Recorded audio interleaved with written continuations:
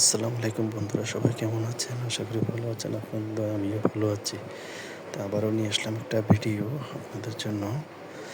তো আজকে হাঁটতে হাঁটতে চলে আসলাম মন্দবাগ স্টেশনে রাতের বেলা। স্টেশন দেখার জন্য। রাতের বেলা আসলে স্টেশন দেখা আলাদা একটা মজার বিষয়। তো আমরা ২-৩ জন মিলে চলে আসলাম দেখার জন্য।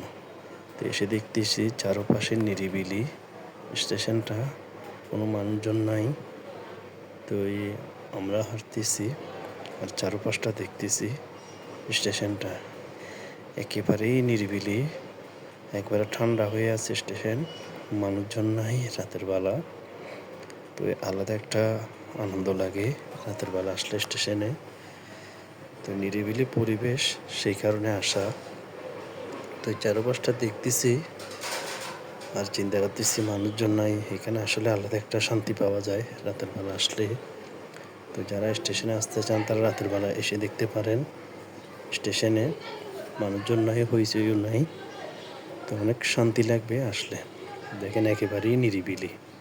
তো এখানে দেখেন মানুষ বসে আছে, স্টেশনের কর্মীরা রাতের বেলায় থাকে এখানে। তো ওরা বসে আছে। আর এটা হচ্ছে স্টেশনের মেইন গেট, প্রবেশ করার। এটা দিয়ে মানুষ আসা যাওয়া করে, বের হয়। তো তো এখানে আরেকটা গেট আছে আপনার, গেট বলতে দরজা। এটা হচ্ছে টিকিট কাটার রুম।